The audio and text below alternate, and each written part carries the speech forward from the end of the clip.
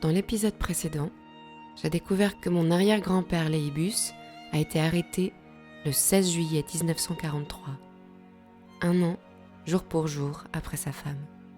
Selon le rapport du ministère des Anciens Combattants, il ne reste que 2 jours au camp d'internement de Drancy avant d'être déporté à Auschwitz, le 18 juillet. 5 jours plus tard, selon son acte de décès, il s'éteint dans des conditions inconnues. Nous sommes le 23 juillet 1943. Il aura fallu 1 semaine à Léibus pour disparaître totalement. Est-ce possible ? Ces dates sont factuelles, froides, mais c'est ce que j'ai sous la main pour l'instant. Alors, c'est elle que je sonde. J'appelle le 16 juillet 1943 à la barre des accusés. Pour que le 16 juillet prenne vie, il faut parler de Drancy. Drancy, c'est une ville située à 12 km au nord de Paris, aujourd'hui dans le département de Seine-Saint-Denis. Dans les années 1930, la ville commence la construction de HLM dans la cité de la Muette. Mais les travaux finissent par s'arrêter en 1937 faute de moyens. 3 ans plus tard, en 1940, alors que la France n'a su contenir l'avancée des Allemands, ces derniers réquisitionnent la cité pour y parquer les prisonniers de guerre. En août 1941, le camp de Drancy, maintenant entouré de barbelés et de miradors, est prêt pour accueillir ses premiers résidents juifs arrêtés à Paris. En plus de ce bâtiment en forme de U à plusieurs étages, aménagé enchambré de 50 à 60 personnes, le camp a alors 3 annexes. La gare d'Austerlitz, l'hôtel particulier de la famille Cahin d'Anvers et le magasin de meubles Lévitan à Paris. L'univers a parfois de drôles de façons de nous rappeler à nos œuvres. En 2021, alors que je suis une formation professionnelle à Paris, on nous donne rendez-vous au 85 rue du Faubourg Saint-Martin. À l'entrée du bâtiment, une plaque commémorative dévoile le passé du lieu. Alors que je suis en pleine recherche généalogique, le destin me donne rendez-vous à l'une des 3 annexes de Drancy, l'ancien siège du magasin de meubles Lévitan. Le magasin fut réquisitionné pendant la guerre avec une fonction toute particulière, servir d'entrepôt pour les biens confisqués aux Juifs. En traversant le hall, je rêve d'une porte dérobée, de souvenirs de Léibus et Léa, oubliés là. Un sac, un porte-monnaie confisqué, un mouchoir, n'importe quoi qui les rende humains. Où sont ces objets maintenant, ceux qui ont été arrachés à leurs propriétaires et empilés ici ? Entrepôt un jour, entrepôt toujours, les locaux appartiennent maintenant à l'entreprise Le Bon Coin. Comme si le lieu rachetait ses fautes, en passeur d'objets, hier contrebandier de la honte, aujourd'hui faiseur de liens, allégeant le karma de la société de consommation en donnant une seconde vie à des objets dont on ne veut plus. Redevenir un bon coin, en somme. Bon coin, Drancy n'en est pas un en 1941. Mais sur l'échelle des coins sordides, ce n'est qu'une étape, et les personnes internées dans le camp se perdent en conjectures sur ce qui les attend ensuite.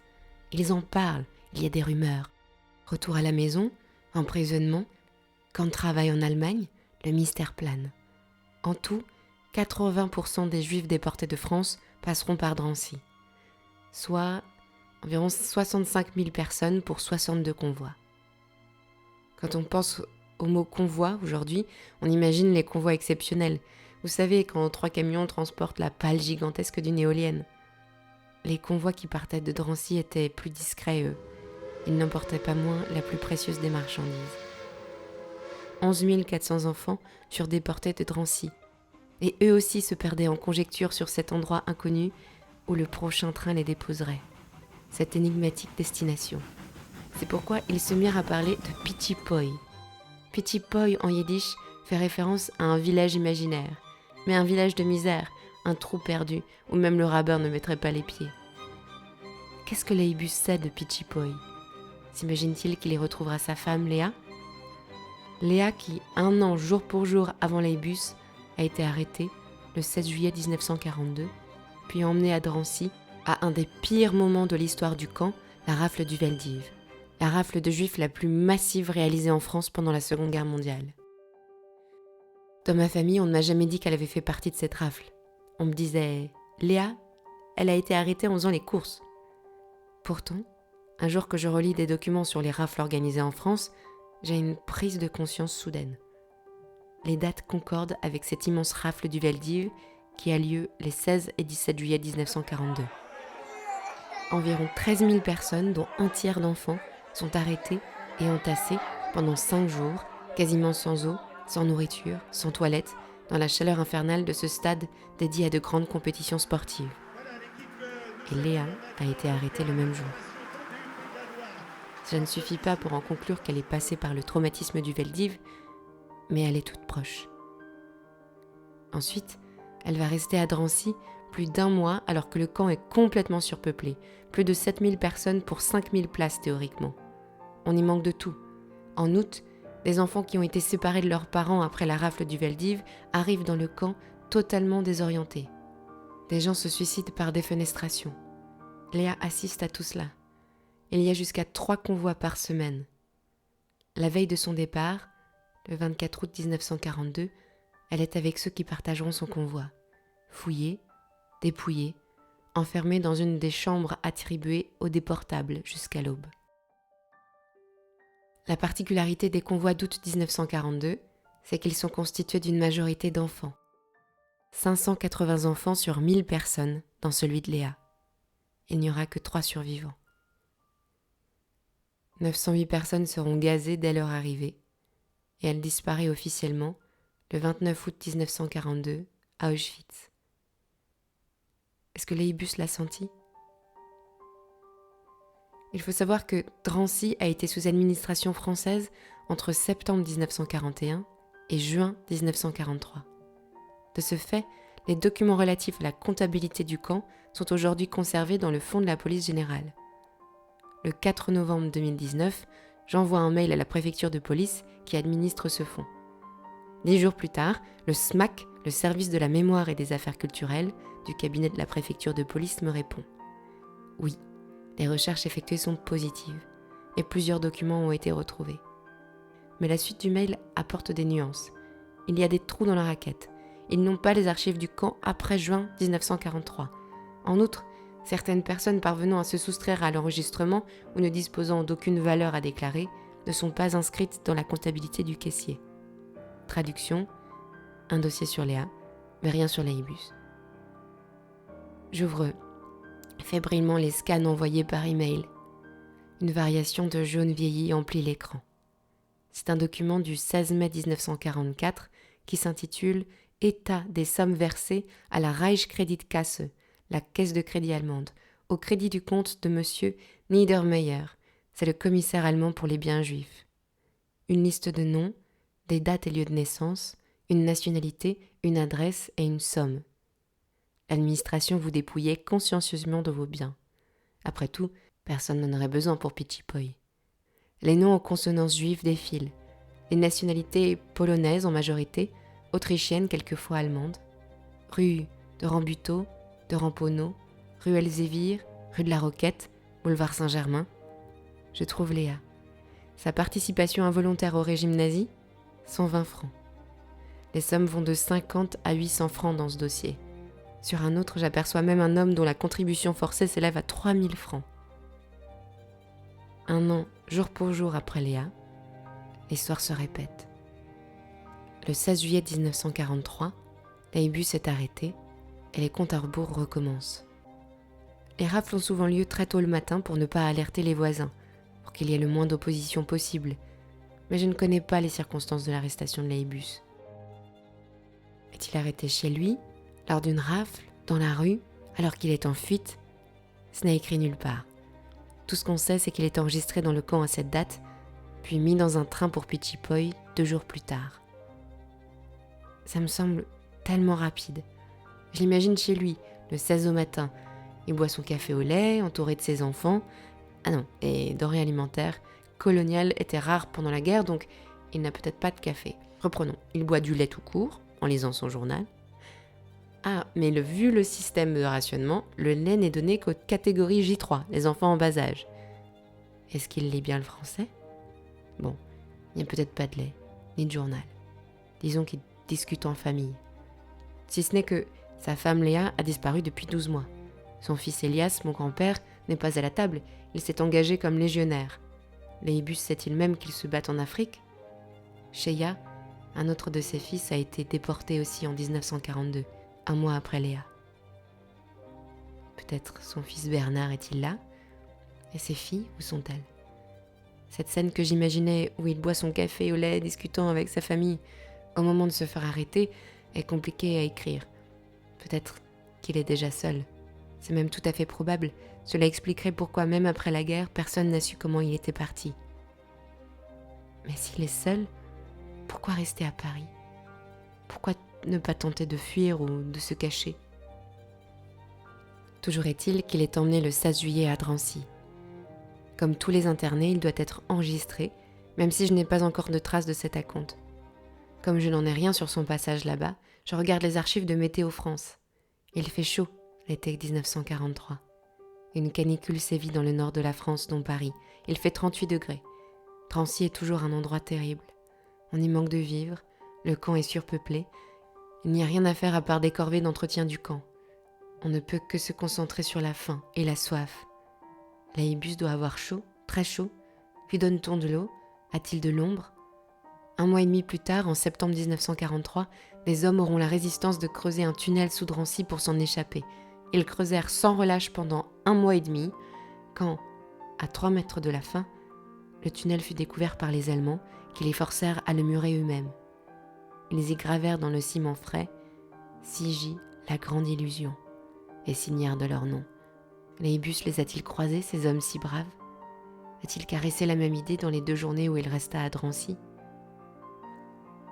En novembre 2019, j'obtiens 1 semaine après ma demande la réponse des archives de Bad Arolsen en Allemagne. Ce sont des extraits des dossiers des convois, en allemand. Les scans sont en noir et blanc, très sombres. Ambiance. Le dossier le plus complet est celui du convoi numéro 58, celui de Léibus. Rebelote. Des numéros, des tampons, des dates. Dringen sofort vorlegen. Soumettre immédiatement de toute urgence. Les destinataires de ce rapport sont l'Obersturmbannführer Eichmann, au bureau principal de la sécurité du Reich, l'inspecteur des camps de concentration d'Orianenburg, et au camp d'Auschwitz, l'Obersturmbannführer Höss. C'est une annonce du transport de 1000 juifs et d'une copie de la liste de transport. 3500 kg de farine, 250 kg de margarine, 90 kg de sucédané de café, 275 kg de sucre, 350 kg de sel, 275 kg de pâtes, 100 kg de légumes en conserve, 100 kg de viande et poissons en conserve, 15 kg de chocolat. Puis, les listes de noms des déportés. Mon arrière-grand-père a donc été déporté en même temps que 6500 kg de patates. Et son nom est venu après les patates.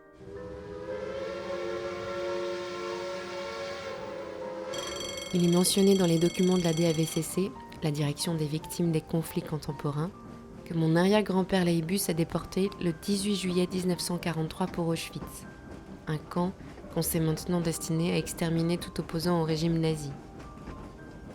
Petit Poi est plus qu'un trou perdu. C'est la fin de la ligne, le résultat d'une politique d'extermination méticuleuse de tous les juifs. Selon le rapport, Léibus n'a plus que 5 jours à vivre. 5 jours pour parcourir en train, en wagon à bestiaux plus précisément, la distance entre Drancy, située à 12 km au nord de Paris, et Auschwitz, située au sud de la Pologne. J'ai l'impression qu'un continent les sépare. Mon moteur de recherche m'indique 1223 km à vol d'oiseau. Et si vous n'êtes pas un oiseau, vous devez y voler par voie ferrée. Maintenant, il y a une information que je glane. En lisant les témoignages des personnes qui ont fait ce voyage forcé et qui sont revenues, j'apprends avec stupeur que les trains parcouraient cette distance en 53 heures.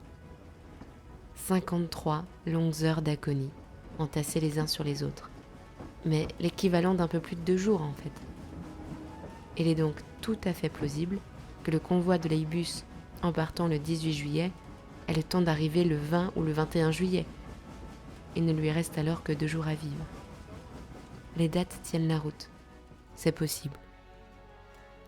À ce stade, Les images se bousculent, invoquant mes lectures sur les camps, Solzhenitsyn, les images du goulag russe, celles des 4 sœurs de Claude Lanzmann et la lecture de Primo Levi.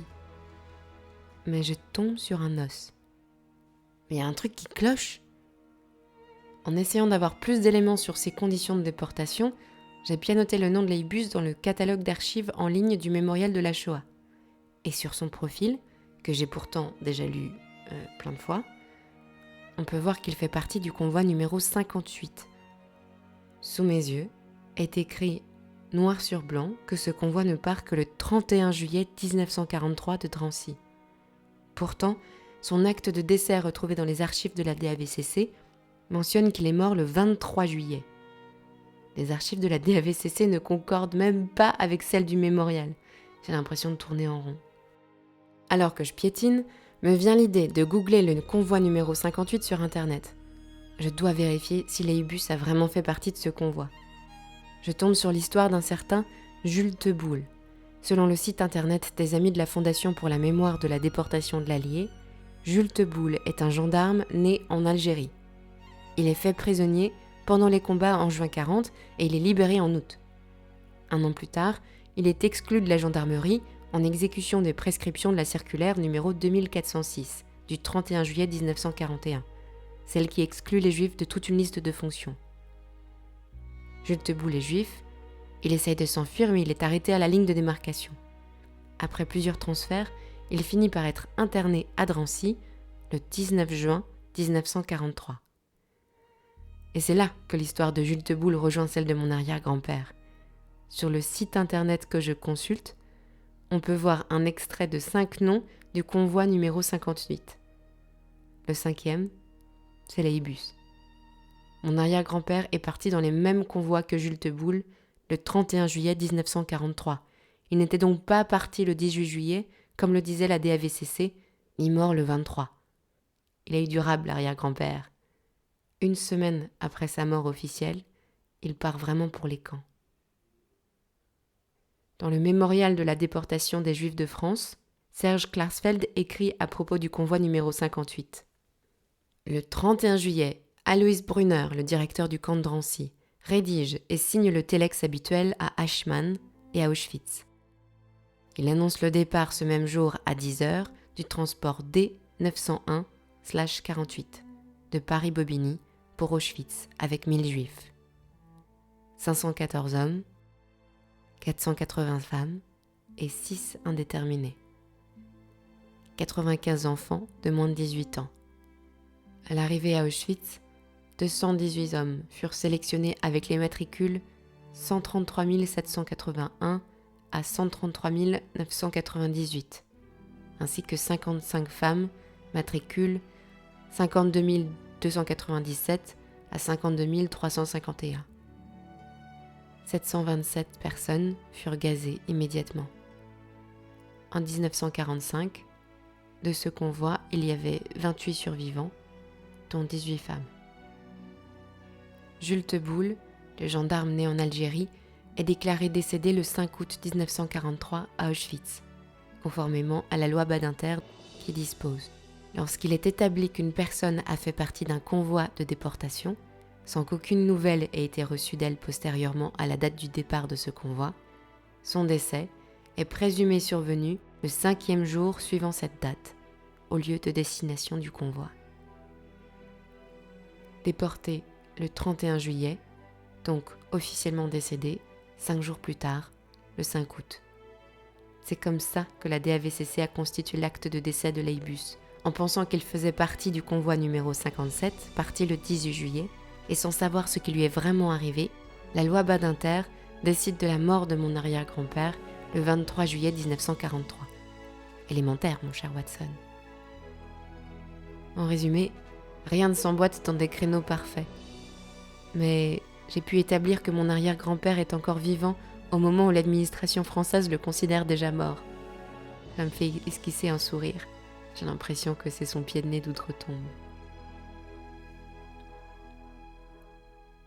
Il se trouve qu'aucun de mes arrière-grands-parents n'a laissé de traces à Auschwitz. Ils ne sont pas enregistrés dans la base de données du musée. À ma connaissance, on ne leur a pas attribué de numéro de matricule. une pratique pourtant obligatoire pour les prisonniers. Cela me laisse penser qu'ils n'ont pas eu ce douloureux privilège d'être sélectionnés pour les camps de travail et auront peut-être fait partie des personnes gazées à la sortie du train. Leur âge irait dans ce sens également. Ils avaient 50 et 62 ans. Cependant, les nazis, en quittant le camp d'Auschwitz, ont détruit la plupart des documents qu'ils avaient compilés sur les prisonniers. Il n'y a donc pas, à ce jour, de liste complète des victimes. Mais conjectures resteront conjectures. Auschwitz, en plus de voler la vie de mes arrière-grands-parents, a fait un mystère de leur repos éternel. Le compte à rebours n'en finit pas de tourner dans le vide, alors moi, j'essaye d'arrêter l'horloge. J'imagine les bus parvenus à Pichipoi. Les convois arrivaient souvent de nuit pour qu'ils voient le moins possible leur environnement et ne se rebellent pas. Alors, je le vois descendre du train, fatigué mais en vie, sous une belle nuit de pleine lune. Léa, arrivée 1 an plus tôt, vient l'accueillir avec chaleur. Elle l'a attendu. Et soudain, je me dis que la date du 16 juillet n'était pas anodine. C'était peut-être leur anniversaire de mariage. Et ils ont un anniversaire en retard à fêter. Alors ils marchent main dans la main, le long d'un chemin lugubre, mais illuminé par des lucioles. Ils sentent des présences autour d'eux, et ils finissent par disparaître ensemble. Ils ne sont pas seuls. La loi Badinter les déclare morts 5 jours après leur départ de Drancy, mais je n'ai pas réussi à déterminer quand ils ont définitivement succombé à la barbarie, ni comment. Ils me disent « Kleine Mädel, petite fille, qu'essayes-tu d'accomplir? Si tu ne trouves même pas le jour où nous sommes tombés, qu'y a-t-il de plus à faire ?» Je leur réponds en songe « Leibus, Léa, il y a plus à faire. Attendez encore un peu. Oui, encore un peu, et je trouverai quelque chose qui en vaudra vraiment la peine. » Et sans le savoir, je m'approche d'une découverte importante aux Archives nationales. C'est l'objet des prochains épisodes.